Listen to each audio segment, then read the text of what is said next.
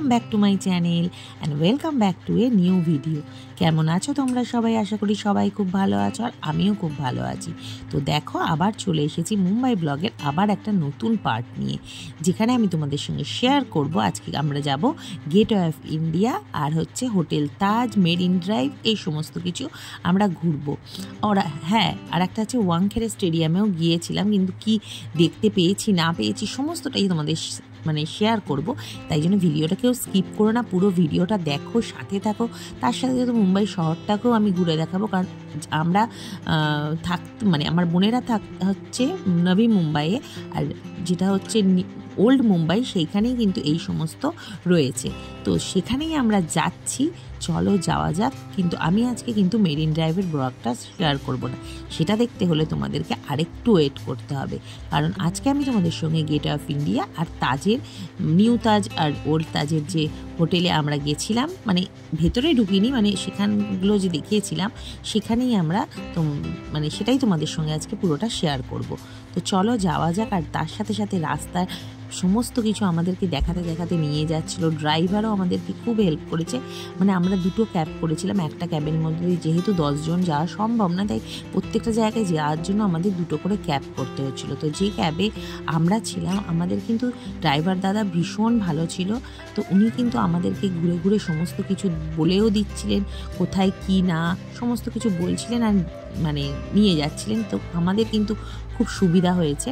তো যাচ্ছিলাম, আমাদের এনজয় করছিলাম জার্নিটাকে, আর উনি যেহেতু সব কিছু বলে দিচ্ছিলেন সেটাও আমাদের কিন্তু বেশ ভালো লাগছিল। তো তোমরা দেখো এবং সাথে থাকো।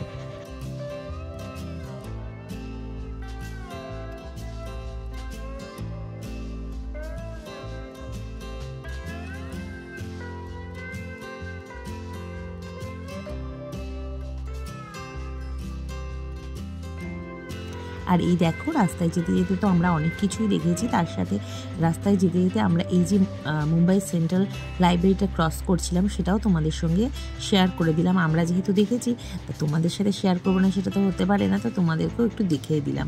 আর একটা জিনিস তোমরা খেয়াল করছো নাকি জানি না, বা আমি খেয়াল করলাম, আমিও অনেকটা বুঝতে পারলাম যে যত আমরা কিন্তু নবী মুম্বাই থেকে ওল্ড মুম্বাইয়ের দিকে যাচ্ছিলাম, তার ধাঁচটা অনেকটা কিন্তু কলকাতার মতো।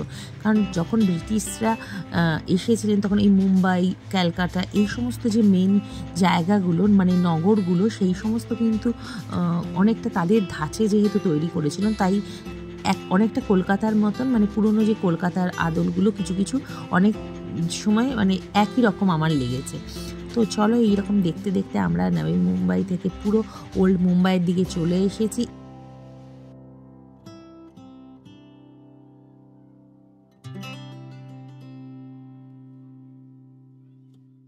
তো এই দেখো, সেই নিউ তাজ আর ওল্ড তাজ যেটা পাশাপাশি রয়েছে।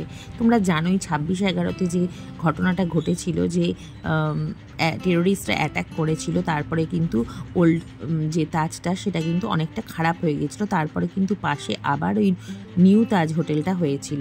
সেই ঘটনাটা কিন্তু আমাদের সবারই জানা, যে তখন কেমন একটা আতঙ্ক হয়েছিল, আর কীভাবে ওল্ড যে তাজটা সেটা কেমন নষ্ট হয়ে গেছিলো। কিন্তু দেখো, সেই তাজ কিন্তু আবার পুরনো ফর্মেই কিন্তু নতুন করে গঠন করা হয়েছিল সুন্দরভাবে। আর সেটা কত সুন্দর, সামনে থেকে না দেখলে সত্যিই বোঝা অসম্ভব। কারণ ফোনে, টিভিতে তো দেখেছি, কিন্তু সামনে থেকে দেখার অনুভূতিটা সত্যিই আলাদা, সেটা নিশ্চয়ই তোমরা সবাই স্বীকার করবে। আর এই যে সেই গেটওয়ে অফ ইন্ডিয়া, যেটাও কিন্তু সামনে থেকে প্রথম দেখে বেশ আমাদের ভালো লাগছিল।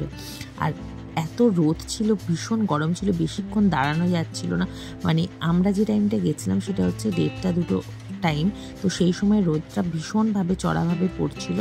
তবু তার মধ্যেই আমি চোখ ভরে প্রাণ খুলে আর কি দেখে নিয়েছি, আর তোমাদের সঙ্গেও সেটা শেয়ার করছি। তো আমাদের তো বেশ ভালো লাগলো, এনজয় করলাম, দেখলাম, ফটো তোলা সমস্ত কিছু হয়ে গেছে। এবার তো খেতে হবে, তাই না? তাই জন্য আমরা চলে যাচ্ছিলাম খাওয়ার জন্য।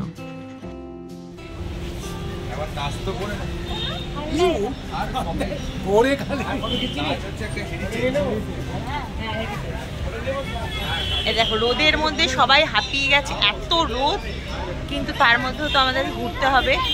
কটা বাজছে এখন? 2:09 বাজছে, কিন্তু দুপুর 2টো নয়, কিন্তু প্রচণ্ড গরম, তার মধ্যে আমরা যাচ্ছি। এবারে আমরা কিছু খাওয়া দাওয়া করবো, তার জন্যই যাচ্ছি, চলো।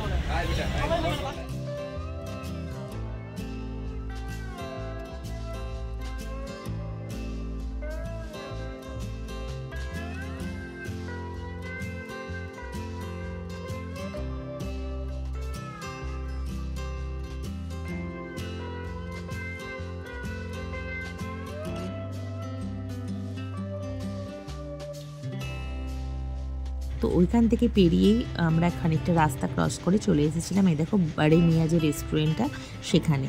তো সেখানে কিন্তু আমরা একদম উপরে নিয়ে নিয়েছিলাম, কারণ আমরা 10 জন ছিলাম বলে একবারে সেপারেটভাবে উপরে চলে এসেছিলাম। তো এখানকার বসার জায়গাটা কিন্তু আমার বেশ ভালো লেগেছে, দেখো কি সুন্দর। আর উপরে আমরা একদম আলাদাভাবে যেহেতু নিয়েছিলাম, আমরা অন্যরকম মানে এনজয়ও করছিলাম আর একটু রেস্টও নিতে পেরেছিলাম, কারণ আমরা খাওয়া দাওয়া তো করবো, তার সাথে ভাবছিলাম একটু রেস্ট নিয়ে নিই, কারণ বাচ্চারা যেহেতু ছিল।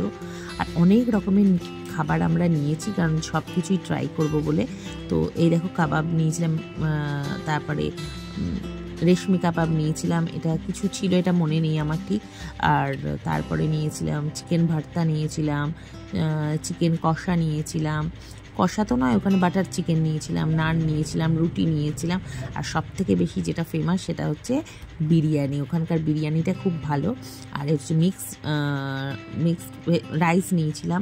এটা এই সমস্ত অনেক কিছু খাবার আমরা অর্ডার করেছিলাম, যেটা সবাই মিলে আমরা এনজয় করেছিলাম। কিন্তু সত্যি কথা বলবো যে আমার কিন্তু মুম্বাই গিয়ে এত বিরিয়ানি ভালো লেগেছে, মানে ওখানকার বিরিয়ানির টেস্টটাই আলাদা। এরকম টেস্ট আমি এখানে এসে এই জন্য মনে হচ্ছে আমি কোনো বিরিয়ানিতেই খুঁজে পাচ্ছি না, এত ভালো টেস্ট ছিল, সত্যি অসাধারণ। সমস্ত খাবারগুলো তো টেস্টি ছিলই, কিন্তু বিরিয়ানি সত্যি ওখানকার অসাধারণ।